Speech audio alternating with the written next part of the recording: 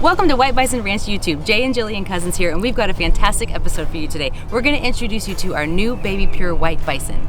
And we have a couple things with horses too, Boone and Ranger. We'll go into that today as well. And then finally, we're going to talk composting again.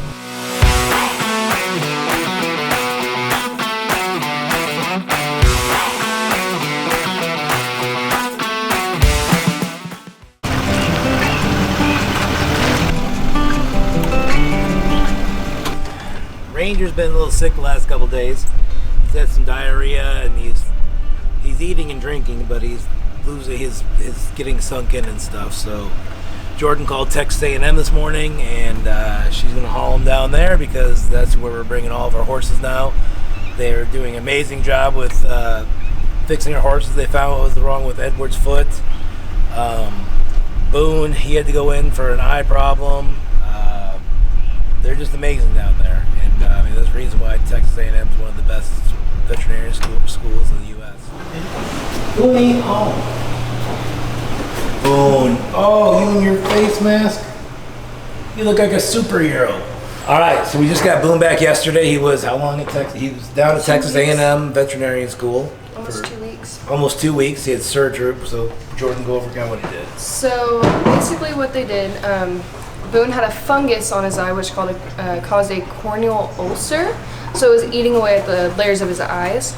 So they put him under sedation, and then they used almost like a scalpel and shaved off that corneal ulcer, that plaque buildup, that fungal, and then they froze it to try and basically preserve as much of the eye and the sight as they could.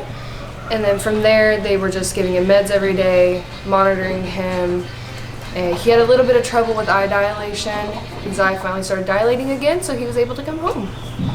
And yeah, he's wearing, so he has to wear a mask. He has a tube through his eye. Tube through his eye right now that they had to stitch into his head, and he needs to get six doses a day. 6 doses of meds a day. 4 vials. Hey, buddy. Oh.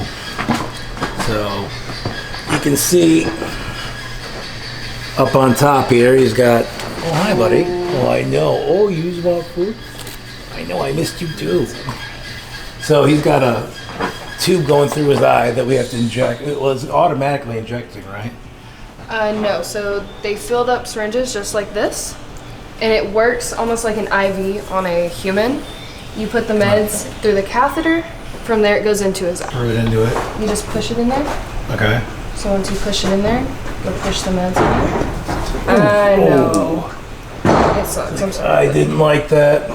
That's it. So, Boone. Glad to have Boone back. Looks like a little superhero with his masks and stuff.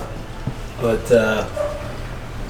he's been a very low maintenance horse till just recently. And, he's pretty bulletproof. So he was rescued. Like I said before, from Colorado, Zuma's ranch, and he's a great, gentle horse, and we're very happy that his eye was saved. And apparently, if it goes bad, the eye will actually melt or whatever. It's called corneal melting. So the fungus ate away at the layers of his eyes. And your eye doesn't have an immune system like the rest of your body does, and it's full of collagen, which that fungus loves to eat on. So what happened was that layer in between the first and second layer of his eye were touching. So what can happen is it's called melting. The eye comes like a jelly and just like sloughs off. So they avoided that, but you know, there's always a chance that it can get reinfected. Knock on wood. But as of right now, he's doing fine. And he's happy to be home. Very happy to be home. So, all right. Then moving on. So Ranger, he's definitely not feeling good. He's getting he's getting sunk in. So he's getting sunk in his flank area, so back by his hips. Normally that can indicate colic, it can indicate dehydration, worms, digestive issues, kidney, liver. So that one's kind of hard to just diagnose off. A bunch of diarrhea, very, very watery. So right now I'm just getting him ready to go get him loaded up, and then we're gonna make the 2.5 hour drive out to A&M, get him checked in. They have a team waiting for him right now. They're going to take him back to isolation, run the test, and figure out what's going on with Ranger here so we can get him all healthy and back home.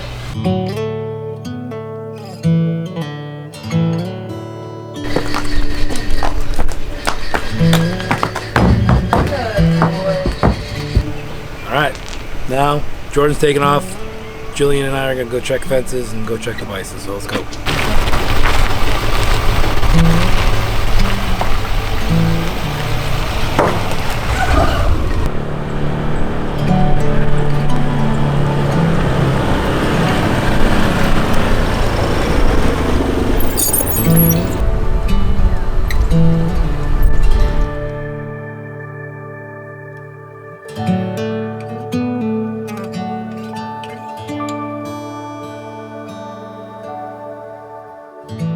So most of our white bison here are more of a blonde, while this baby that we just had was born pure white. There's a difference between these blonde bison and the white bison. The pure white ones are very, very rare. In fact, they say they're as rare as 1 in every 10 million bison. Hi. Abu, what do you think? What do you think? Do you have an opinion on that? Hey buddy, he's trying to photobomb us. I've been getting asked quite a bit on social media, what are you gonna name your new baby white bison? So make sure you leave in the comments what you guys think that the baby bison should be named, and we'll do a gender reveal.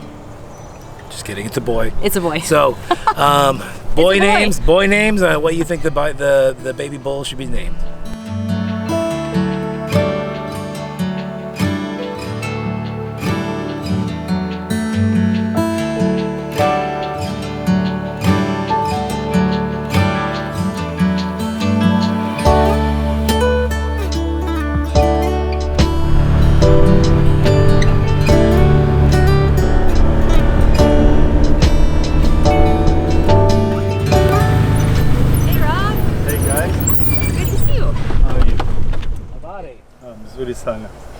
We are down in the orchard. We're going to talk about compost tea today. So if you've noticed, we've had lots of change within our orchard, and that has to do with Rob and all the time and care he's been putting into the orchard. So you will notice about a month ago, things were dying down here. Nothing was thriving. We had maybe a few sporadic things that were coming up, but really nothing was producing fruit.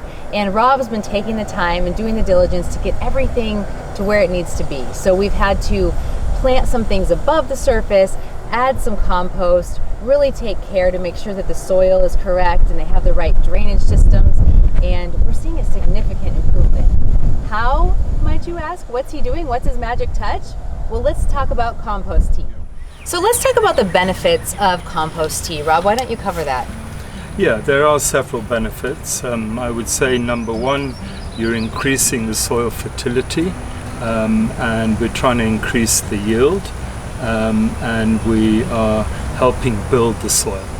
So by adding the compost tea to the existing soil that we have in the orchard, we're able to produce more fruit and have a more nutrient-dense soil and have the organisms sort of coming to life and doing their thing, and it's just all around a better process? Absolutely, yeah. So you need the importance of microorganisms in the soil is really important for the uptake of the nutrients. Interesting. So if you can build those microbes up the way we do it with the compost tea, you're on the right track.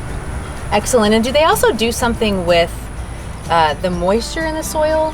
Is there any benefit to that? Yeah, absolutely. I would say they increase aeration in the soil, especially around the root zone. It's called a rhizosphere. So once the microorganisms benefit from the exudates of the soil coming from the actual plant itself, from the roots, they have a symbiotic relationship. Excellent. Yeah. And finally, what do we need to make compost tea? If I've never done this before and it's my first time, what are the things that I need to have? Right. Well, number one is your compost. And we've been making some of that here with some of the materials from the farm. Then we need a cheesecloth, and then we need an aerator so that we can increase the microorganisms in the tea, and a big bin. That's all we need.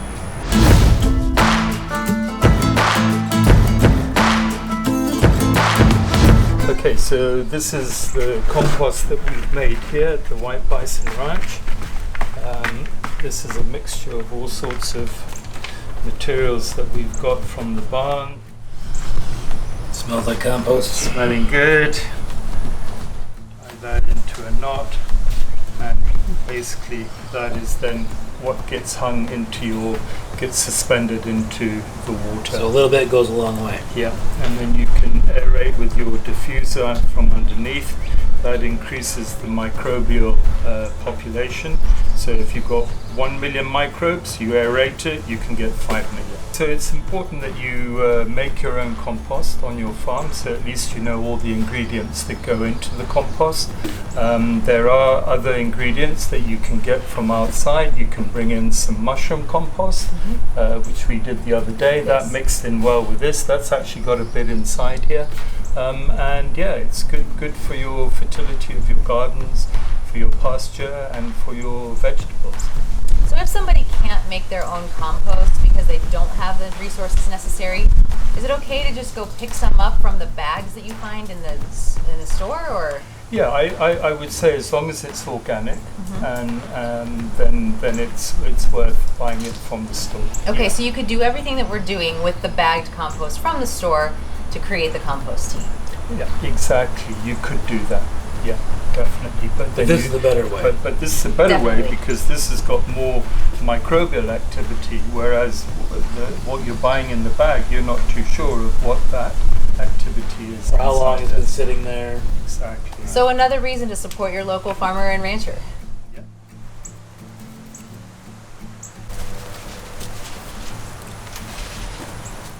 We mentioned the aerator is important because it increases the microbes significantly versus just having static water. I've been reading, there's a lot of articles out there about just dropping compost as we did into a bucket of water. But really, to maximize the outcome of the compost, you need the aerator as well.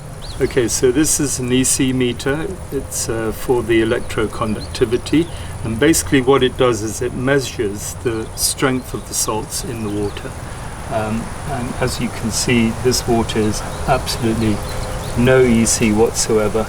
It's zero. There'll be lights coming up depending And so on how much. when we get the strength of the tea coming in, it'll come up to like 0.4, 5, 6, 7, and then from the experiments that we've done, we've seen that it stops at around 0.8. That's EC, and that's a really good value to start putting out onto your plants. Okay, so this process takes about 3 days before you can get your maximum EC value out of the compost tea.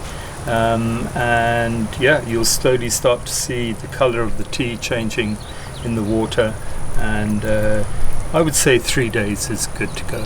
So we just leave it like this for 3 days. So we leave it like this for 3 days. Okay. I would put another bag on this side with another diffuser underneath it. Okay. This is quite a big volume of water just for that small bag. So I would put 2. Okay. Okay, let's show you the benefits that we've seen within our orchard just over the past few weeks.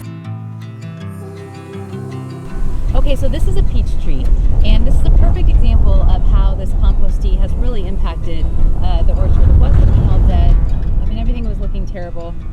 This tree has now been properly embedded in a better setup for its root system, and the compost tea has been added, and now we're getting some harvest. So, these peaches here were not here a month ago, which obviously the seasons are changing, but there's no way that this tree would have been able to bear fruit in the condition it was in.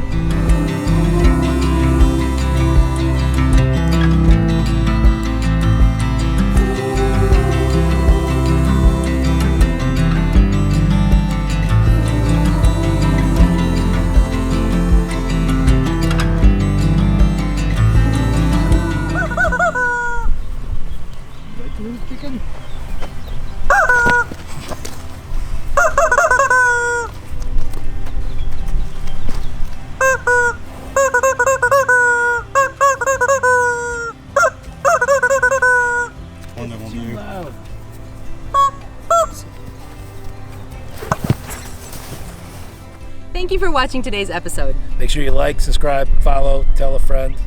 And also be sure to leave in the comments section the name for our new baby white bison bull. All right, everybody. Make sure you have a good week. Thanks for watching.